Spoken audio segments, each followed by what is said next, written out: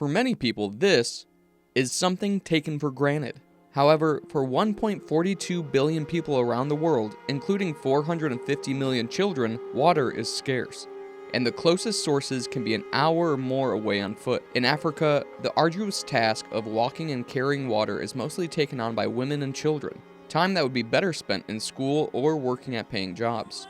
We were near the beginning of our journey across Namibia, and we saw this lady. Her name's Jotani. She was carrying about 100 pounds of water. I don't know how she was carrying all that water, but she was doing it every day and spending about 4 or 5 hours. Communities with access to fresh, clean water not only experience the economic benefits, but also improve sanitation and elimination of waterborne diseases, which is why philanthropies like servant leader charities are working hard to solve the global water crisis. If you help someone fix their water problem, it solves all their other major problems.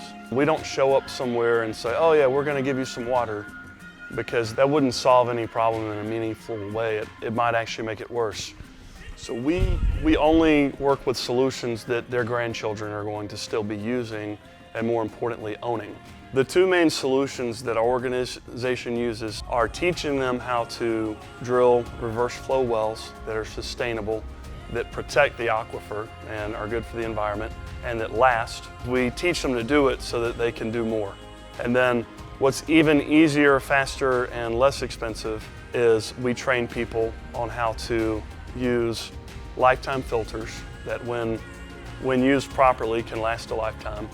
And we train them on how to distribute those throughout communities. Servant Leader Charities' Walk for Water initiative is drawing global attention to water access issues with their commitment to walk across 13 African countries. We are walking across the African continent in solidarity with and for those who have to walk every day to get water just to survive. I get that difference in privilege and position. And it's not just a symbolic walk. We also meet people along the way that either themselves don't have clean water, or they say, yeah, my cousin over in this village, he doesn't have clean water, or he knows somebody that doesn't have clean water.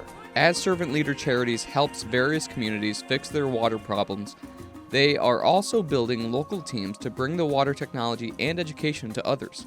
With this method, they hope to get clean water everywhere it's needed. We can make water scarcity be like some ancient disease that is no longer exists, or that maybe like 100 people or 1,000 people in the world face. I'm absolutely convinced that we will do that in the next 10 years. A goal that, if reached, is sure to change millions of lives today and well into the future.